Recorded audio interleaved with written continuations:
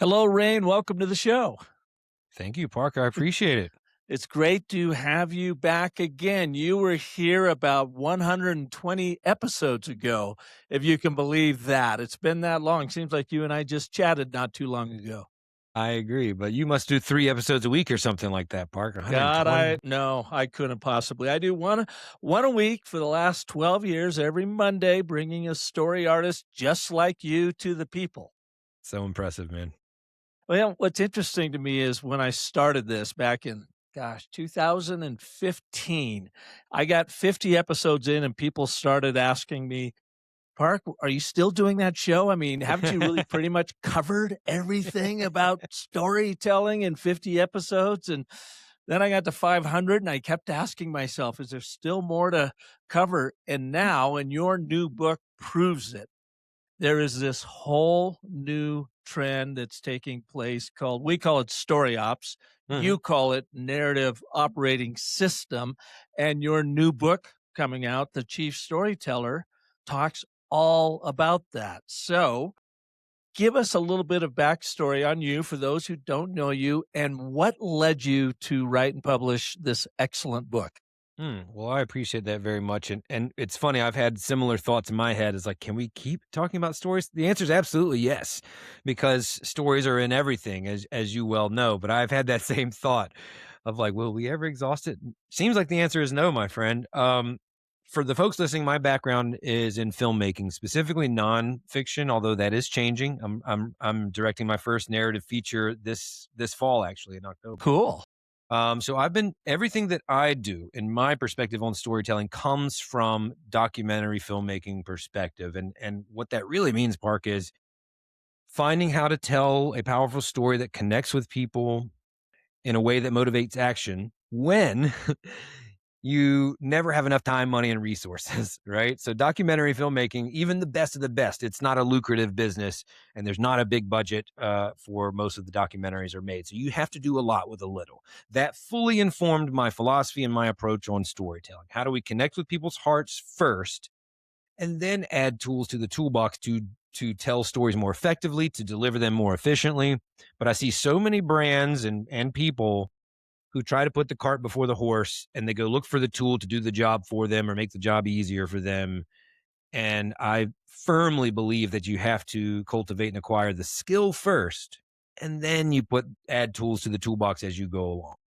Well, and you have come into the branding, marketing, storytelling world really from the entertainment world. I call it entertainment, from the documentary film making world. Were you a marketer in the past, or does marketing just come natural to a documentarian when they not only have to create that show on a budget, have a central focus about that show, and then ultimately sell that show?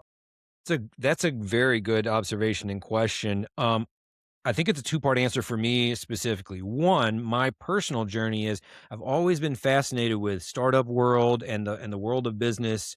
And so I kind of naturally gravitated towards it. Also, when you do documentaries as a business, as your career, you have to do lots of projects, and often that lends itself to doing public service announcements or commercials and things like that, or corporate work. And so it wasn't anything completely new, but I also was fascinated with marketing, and I really look up to people who have been in that space. A lot of those that have been on my show. But I think what I've learned now, looking back at my career, is the real skill in documentary filmmaking, as well as brand storytelling, is how to take something complex, a product, a vertical, an industry or technology, and make it clear for people to understand, and specifically for those people to understand the value for them. So if we make a documentary about, Sea World, what was that? Blackfish, I think that documentary was. We have a clear objective we're trying to do, but we have to explain all the information, all the details about this industry in a way that evokes emotion. And when we do that well, it takes effect. And so that skill is really, now that I work almost now with the day job that I have currently, I'm working almost exclusively with vertical SaaS companies, B2B companies. And that very much is the same skill. How do we take this dense, esoteric, nuanced product that's super complex and confusing to most people, and keep it simple and convey the value for that product to its ideal user. So that's really the skill. And when I realized that so many brands were having to tell stories, so this was about the time you started your show, 2015, 2016, 2017.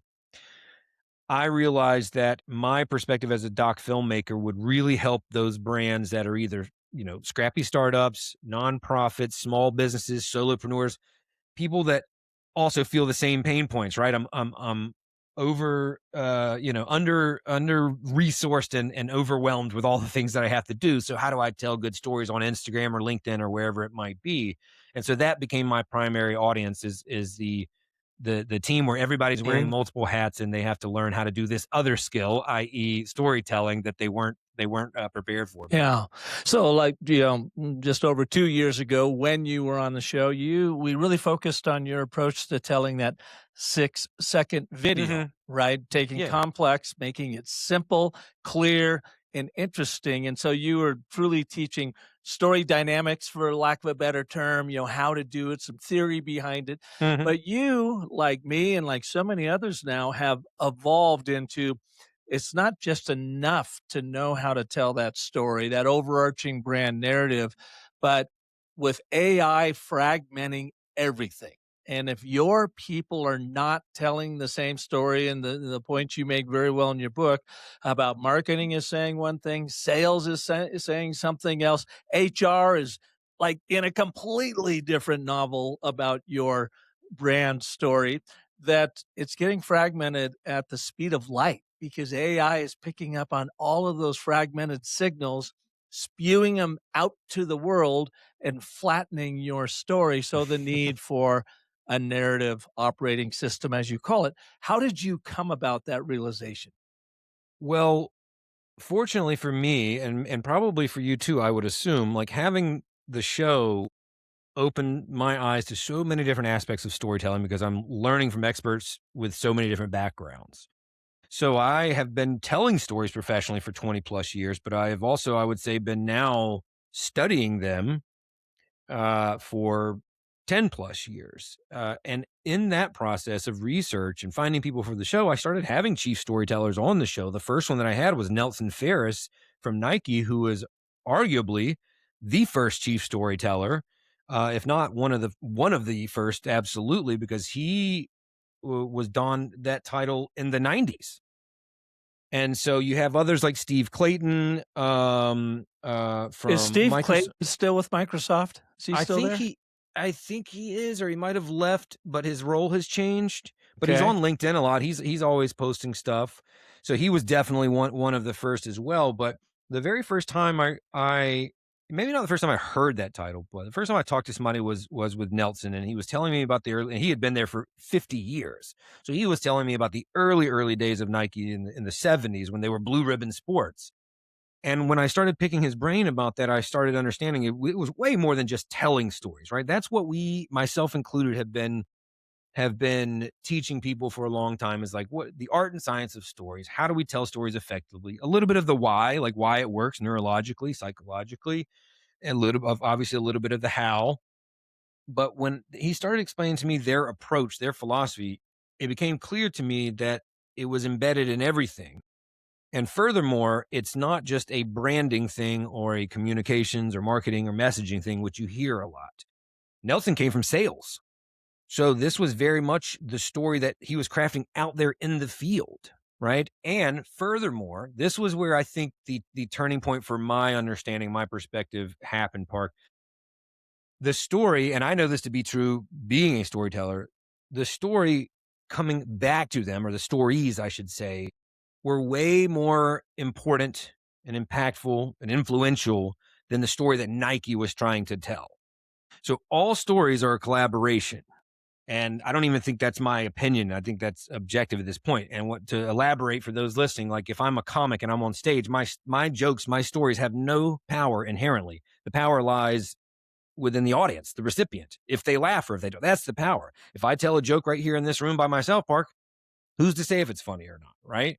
Same thing. If I write a book like the chief storytelling officer coming out. Like, it has no value unless somebody reads it, Mark. Okay. Right. And I can only enhance my storytelling skills by listening to those readers and their feedback. So Nike was doing that in real time because they were the new kid on the block versus Converse and Adidas. And they would bring their prototypes to the track meets and let these high school and college athletes try them on, and they would receive stories.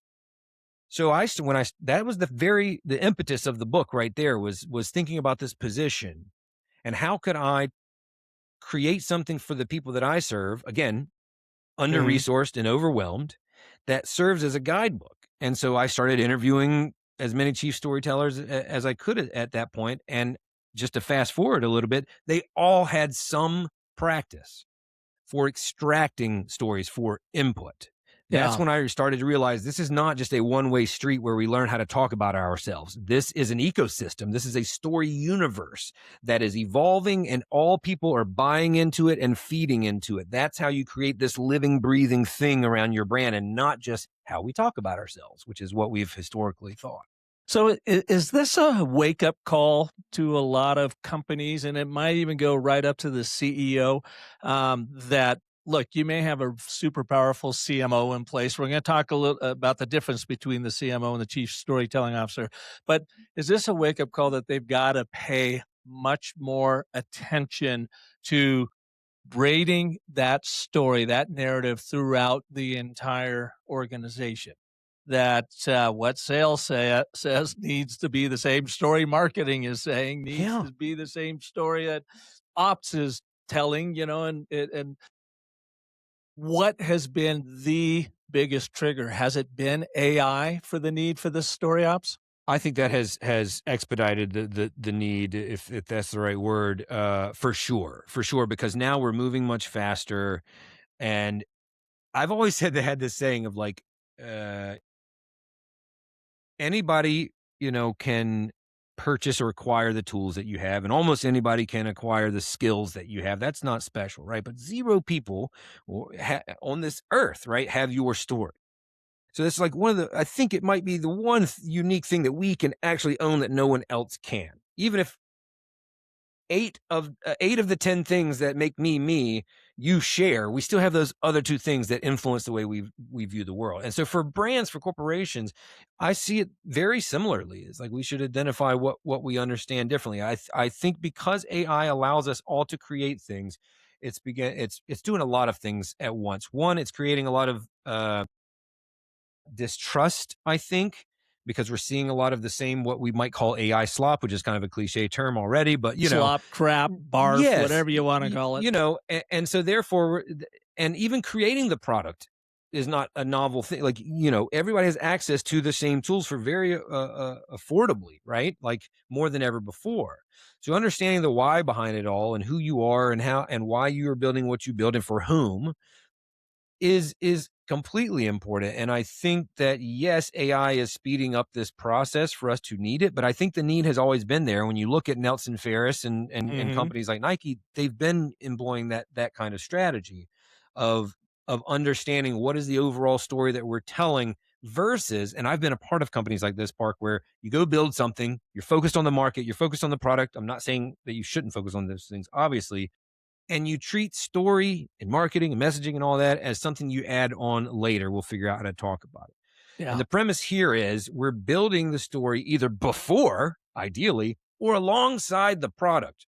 Because if you're doing it right operationally, it is informing and influencing the decisions you make about the products that you build, about the features that you include with those products. It's not one or the other. These are things that should be built in tandem. So yes, I hope it's a wake up call. I know that many brands are going to still get it wrong, though. Yeah. Well, and to your point, it's always been needed. I look at Patagonia, and I think you mentioned them in their book. They've been doing it for 40 years, and it has informed everything from their business model to their go-to-market strategies to their advertising. And to this day, they're one of the strongest brands out there because they have a coherent and consistent message.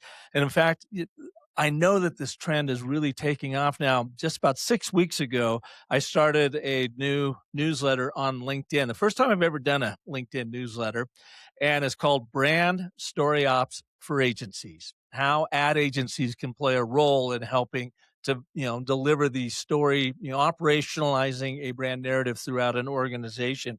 And was it 2 weeks ago? I wrote about Patagonia, Mhm. and I got so many comments like, "Oh wow, I had no idea." So it's not like something that's just been invented. The really smart brands have been around doing it for a long time. I think now it's just has the spotlight on it because AI is fragmenting and spewing that fragmented story Sure, everywhere. sure. I love the Patagonia example. I do reference them in the book. If you don't mind, there's a great example of them living by this philosophy. If you don't mind me sharing, it's a story that I love. Sure. They famously took out an ad, a Black Friday ad in the New York Times years and years ago when they really started to live by their mission and their values and their story, if you will, with their top selling jacket, and it was in bold giant print, said, "Do not buy this jacket." And it was like, it had everybody in the ad space in an uproar, and nobody had seen anything like that because that's completely against what we think business is about, right? We're trying to sell our products, not tell everybody not to buy Hmm. it. But when they make it part of their core values, that repairability, obviously reusing things is a value of theirs when their mission is to say, they're in business to save their home planet. That's their mission, right?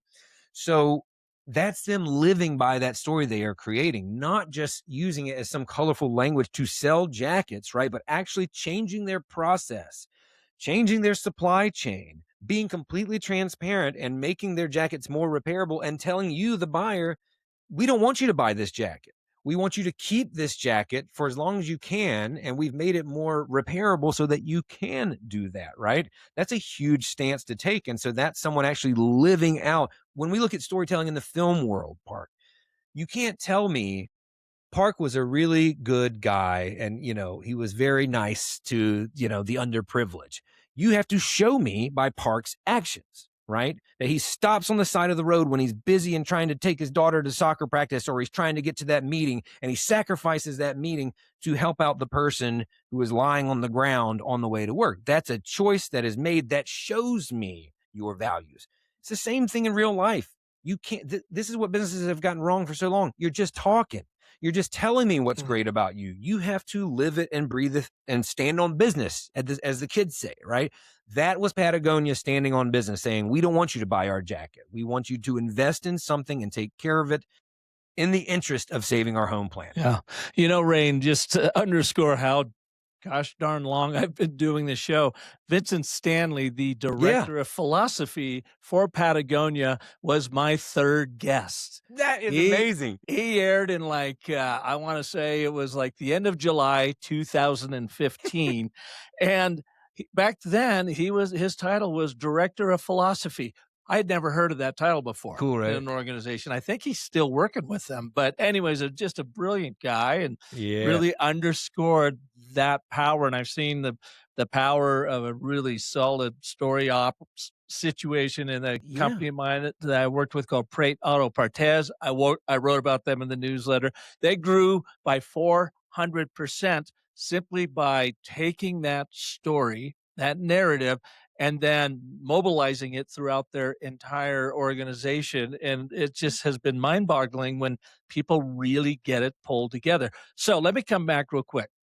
Chief Storytelling Officer is a relatively new concept, and you're seeing lots of job postings out there for the Chief Storytelling Officer.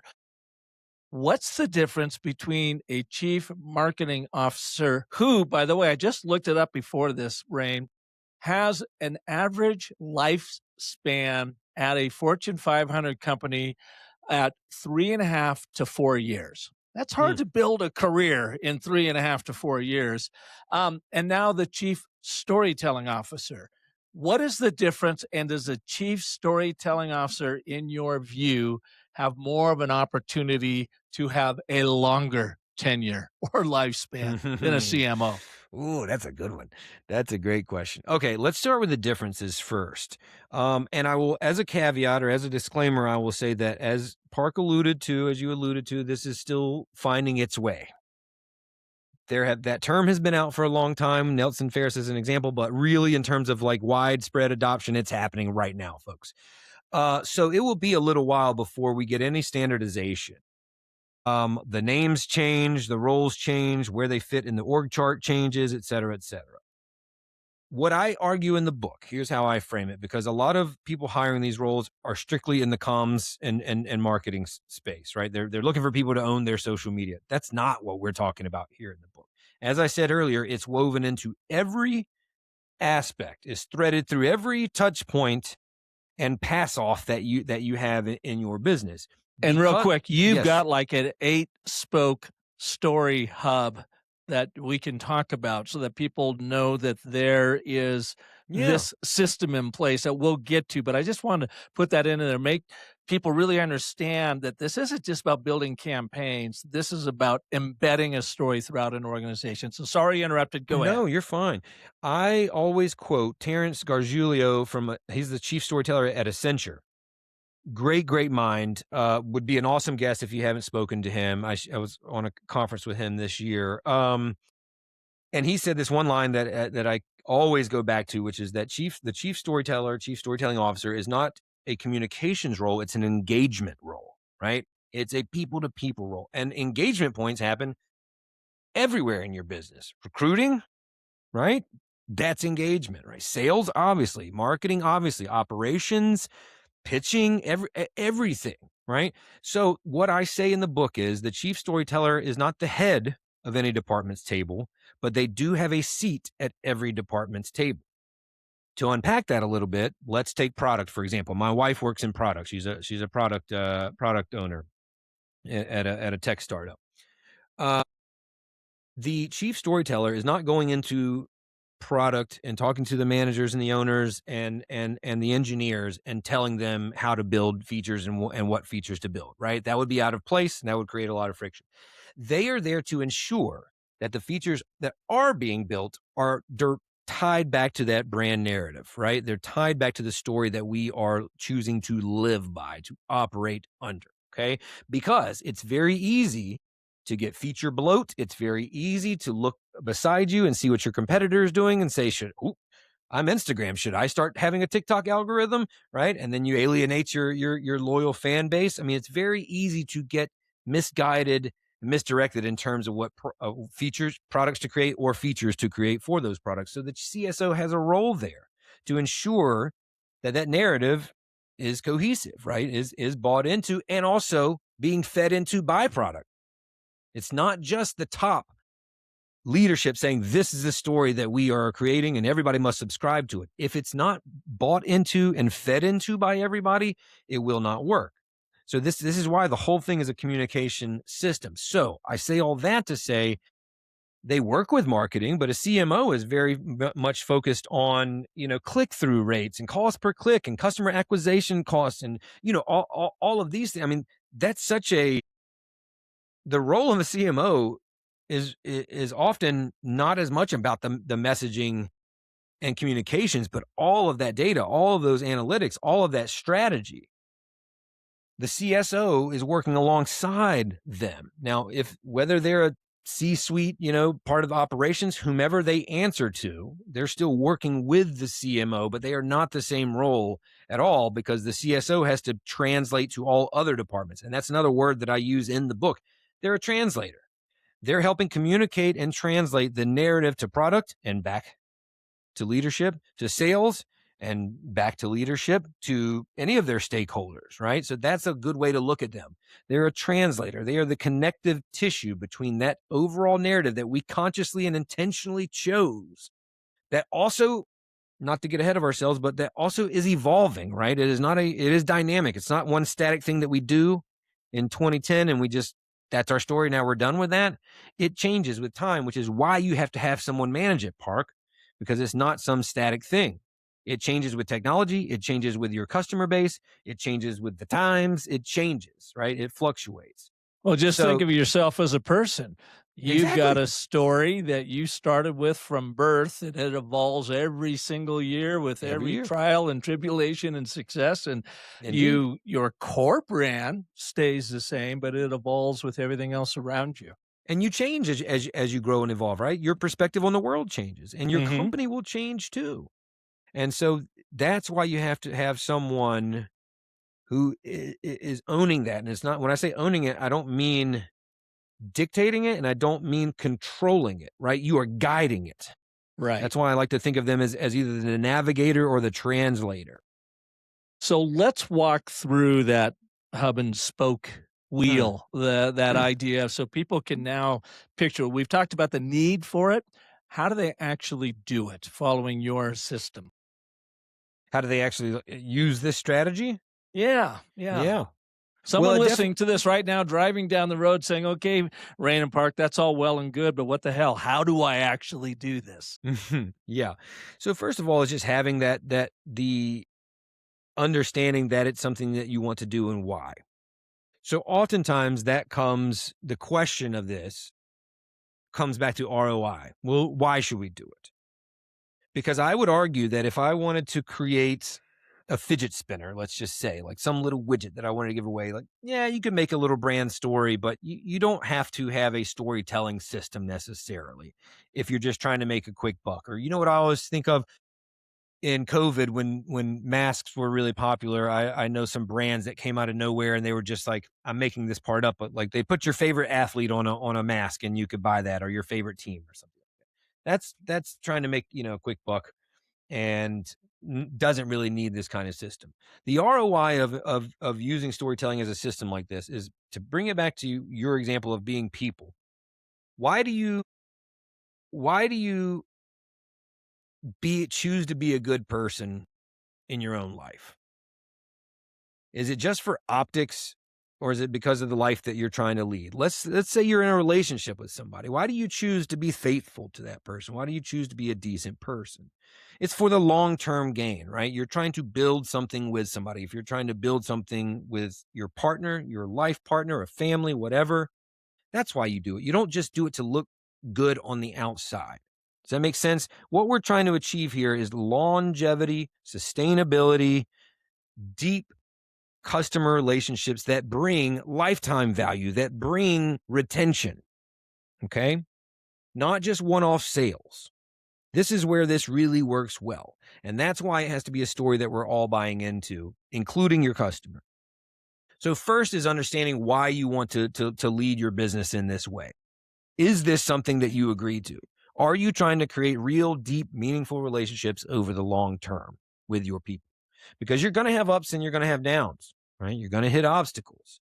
But if you understand who you are as a company, what you stand for, who you serve, and why, then you're able to be malleable. You're able to fluctuate when those inevitable storms hit you because you understand who you are and what you stand for. Even if you change your product, right? You understand what's at the core.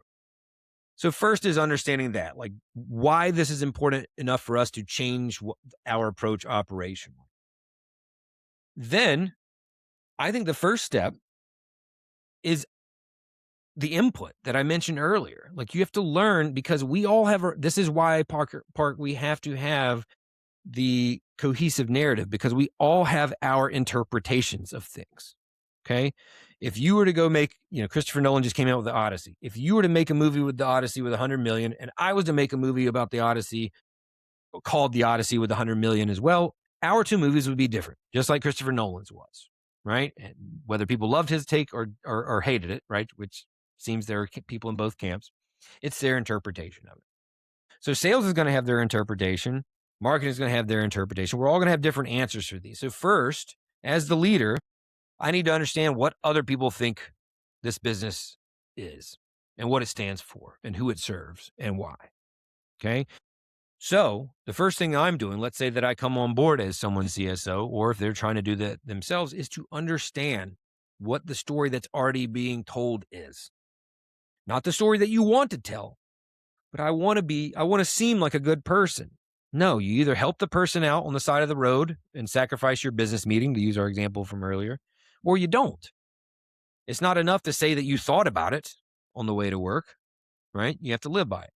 So that's the first thing I do is input. Learn what your brand means, what your story is from other people around you. Okay. That's the first thing. That will change your perspective because it might not be what you thought it was. And you might see that that gap is way wider than you thought from the story that you hoped it would be from the story that it is. Now you need to start working those two polar, sides back into the middle. Something we do right there, and I have found this throughout the years and years, decades I've been doing this too, to your Mm-hmm. point, is that interpretation. When we would be invited in to hired to come in and do a brand story development, refinement, refresh, whatever for a company, one of the first things I would do is get all their leaders in the room and I would teach them about the and, but, therefore, Mm-hmm. and how it works and why it works, and then I'd ask each of them to write an and but therefore for the brand from their Yeah. perspective. Yeah. And you might have 10 people in the room, there would never be 2 of the same ABTs. They were all different. And the goal, of course, is to interpret all of that, bring it in and find one ABT when it's all said and done. You'd have to develop it with the team that now everybody can get behind as the cornerstone for their brand story. I mean, this is 100% spot on. Like, this is the crux of it right there. That's the issue that we're trying to address. And so you get them all in the room and you listen first, then you collect the data and look at the patterns. And when I say if they're going to buy into the story, they have to feed into the story, that means their opinions, their thoughts, their perspectives matter. So you also have to make sure that you're okay with that as a leader, that you want that. And you want that for those reasons I outlined earlier. So once you get that input from them, now you have to lay all those pieces of the puzzle out on the table with them and start to talk about who do we want to be? Why are we in business? In the book, I talk about Patagonia's, and I can't even regurgitate it. Their original mission was so convoluted, so confusing, right? It was a bunch of Mhm. buzzwords. It didn't make any sense. And then finally, they landed on, we are in business to save our home.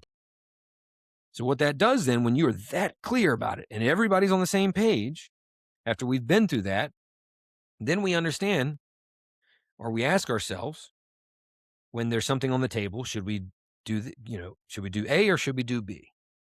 Should we do this campaign or should we create this new product? You ask yourself that. Does it track back? Does it connect? Does that spoke connect to the hub of we are in business to save our home planet? I.e., is this effort going to get us 1 degree closer to saving our home planet? And if the answer is not yes, then that's not a choice for us based on what we all collectively and intentionally chose. We are in business to save our home planet. So the next step after that input is to get everybody together and understand, what is our stance? What is our perspective? What is our story? Right? Mhm. Then and only then can you start to weave it through operations and say, okay, what does this story look when it is lived out in the sales channel? What does this story look like when we're recruiting, when we are hiring people? Right? What does it look like in anything that you're doing in your business? So you start with intention, you follow that with listening, and you follow that with, again, being intentional about constructing the narrative.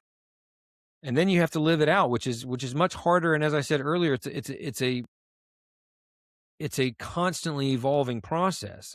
So these companies that do this well, and the chief storytellers that I interviewed for the book, this is a periodic process they come back to. The term is up to them. Is it weekly? Is it monthly? Is it quarterly? That depends on your business and what makes sense for you. But it is cyclical. You do Mhm. come back around to say, like, okay, now that Q1's over, let's have another story sharing session. What did we see? What did we feel? What did we hear? What did we learn? Oh, Kathy, I didn't know about that customer interaction. That's interesting. Let's unpack that a little bit. And it may or may not be something that changes our course a little bit, but we decide together based on that input. Now, do you see, you get all that input, you interpret it, so forth. It can be a little bit like, building your story by committee. And now let me preface that by saying it's very important to co-create the story with your people so that they are a part of it. In my experience through doing this for 40 years now, I have also found that, yes, you got to get that input, but it's also pretty wise to show up with a potential narrative outline to build on or edit Yes. or refine with your people don't just throw it out there and think you are going to get a core story from everybody else. As always, Park, spot on. It's clear you've done this for a long time. I don't advise the design by committee approach. So I'm glad we are clearing this up, because that's not what I mean by saying get everybody in a room and talk about it. So it's not that we have to use everyone's ideas, but you do want everybody to feel that they are heard. Okay, that's what I mean by feeding into it. And you should hear them actually. It doesn't mean that that one isolated anecdote should change the trajectory of your whole business. And Right. probably it shouldn't, right? It's when we see the pattern. But you're creating a collaborative space, which is what makes people, even your internal stakeholders, loyalists, right? And advocates for you, evangelists for you, right? Because they love working there. They love what you stand for. They want to stay with you as well. You're trying to, I got some examples that I can share with you, but yes, you still need to have somebody control it. I'll give you an example from my personal life. I mentioned earlier that I'm directing a narrative feature in October. My style is very collaborative. I want everybody to feel like they can have input, but certainly I'm not going to go with most of the other thoughts, right? Probably 80, 90%, because I am still directing this thing. It's still my vision, but I am not so bold and brazen and maybe even narcissistic to think that like my ideas are always the best ideas. Now, some are my hills to die on, because no, I want this movie to be like this. But somebody certainly could come from a different perspective and say, like, what if these characters did this? Or what if we shot it from this way because of this thing? And I consider it, and certainly there's a chance that could change what we choose to do. But we cannot sit there and let a room full of 10 people just decide it. The point and so much of the value comes from just having the team together. That is part of the coherence that we're after, is just having us feel like, we are on the same team. We are all together and we are working towards this. But the key is making people feel like they are heard, Park. That does so much work towards it. It does not mean that it's like Mad Libs and I write one sentence and then pass it to you and you write the next sentence. That is a recipe for disaster. So I am glad you brought that up. So do you see the chief story officer coming in and having to do that? Or are they more often coming in, the story's already in place, and now they have to rein it in, fine tune it, braid it through the organization and go from there? I can see both sides of things. I've seen, since all this has really hit the zeitgeist in the past 6 months, I've seen a lot of takes on this. And I even did a presentation at a conference a few months ago that said it was titled Busting 6 Myths about the Chief Storytelling Officer. I think you could have, and this is where my background really influences my opinion and my answer here. I think you can definitely have a professional storyteller come on board and help craft the story. Some people think that you can't, but I disagree with that, because that's my skill as a documentary filmmaker, is to go in and talk to you and enter your world and find the powerful story. That's always been my skill too, for, yeah. Right. So I don't disagree that to do this well, leadership, your CEO, your founders should understand the story first. I think that is a really good way to approach it, but I disagree that you can't bring in an outsider who is trained in extracting and finding powerful stories and have them do this. But I've also seen, and Nelson Ferris, to bring him up again, is a good example of this. There's often someone already on your team who's kind of doing the work of a CSO. Like if you said you had the 10 people in the room and you were going to ask them to do the ABT, but instead you said, you've got 10 representatives here. If I were to give you the ABT exercise, who's the one person you think would nail it?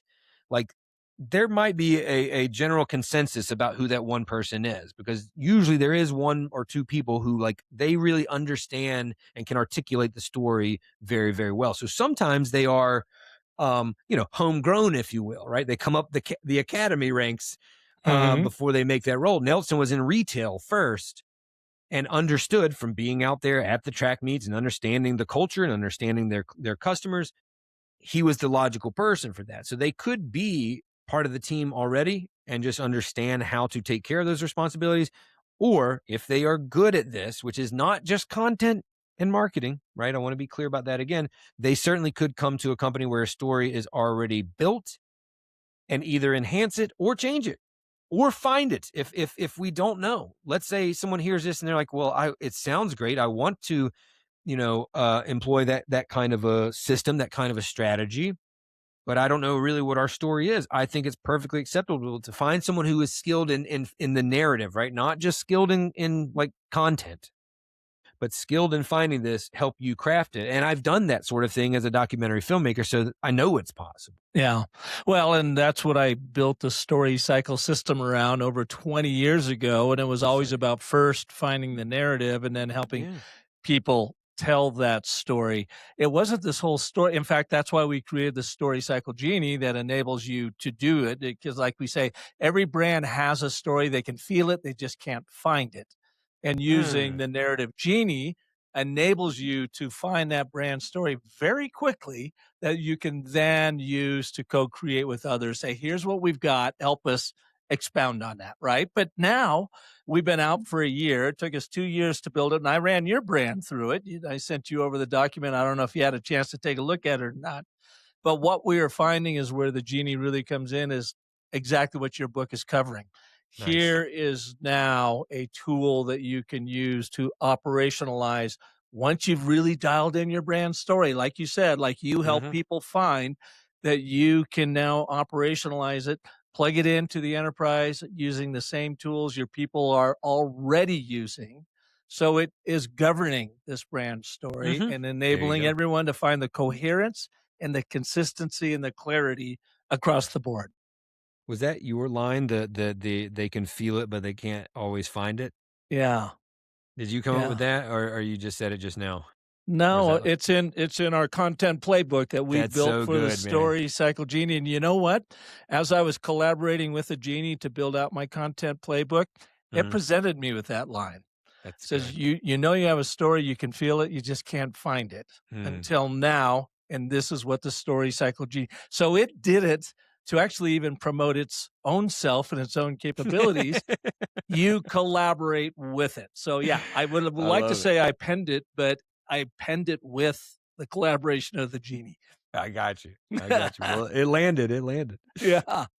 But, anyways, did you get a chance to review what I sent over to you, bud? I did. Yeah, I saw what you said. Yeah. What was your take on it being a story guy and all? And all I did was took I think it your was pretty good. URL, dropped it I in there, and said, "Tell me about, Rain." Man, I thought it was good. My only critique is from my end, which is that my platform has changed a bit, but my website hasn't yet, or as it should. But no, I was pretty daggone impressed at the read it had, especially because some of it I was like, I didn't even think I had any content that would reflect that point or that perspective that it picked up on. So either it put two and two together or it found it buried somewhere. But yeah, no, I was impressed, especially Well, because it shot it out quickly. yeah, really did in a couple of minutes and sent it over. And now you were just saying you're like the ideal customer is that okay, I've got a brand story and like we were talking about earlier, it's evolved. I'm doing Yeah. some new things now. Yeah. It's not yet reflected on my website. The genie is demonstrating that, it's like mirror, mirror on the wall. How's my Yeah. brand showing up for all? Well, it's not quite there, but it's now you could work with the genie to get it Yeah. up to speed on everything you're doing and then the genie can help you collaborate with you to write your website and your content and everything else. Oh, that's cool. I see it. Yeah, yeah. But that's where this whole idea about StoryOps came out because when we first built the genie, it was about first clarifying your brand story. And now Mhm. we're like, oh, we can actually do way more than that. It actually It's governs your exciting. brand story across the enterprise. And that's why when your book came out, I thought, man, I got to share this with Rain because you're doing such great work in this area. Oh, Now, thanks, your man. book, as we're recording this and airing this, is coming out like right now or a week from now. So it is literally hot off the presses. I'm assuming people can find it anywhere and everywhere. Yes, yes, anywhere and everywhere. Amazon. I personally like to support physical bookstores. So if you want to buy it from your local bookstore or Barnes and Noble, that is also I would love that. And also I have a deal for your listeners. I guess they're your customers too, Park. Um, that I'll be giving them a signed copy, a $10 signed copy if they want to go to I think I sent you the link, so maybe you can include it in the notes, but it's just my website, rainbennett.com/business of story. You bet. We'll definitely have that in the show notes, and that's where people can learn about you. And real quick, Yeah, just so I man. don't want any confusion out there, you are, an award-winning documentary filmmaker, but Hmm. you also do a lot of work with companies. Can you give us a brief description of what you do for people and how they can find you? Yeah, absolutely. Lately, or actually this year, I started working with a company called Elamir, who is a team of documentary filmmakers. We all share the same philosophy and approach, which is story first.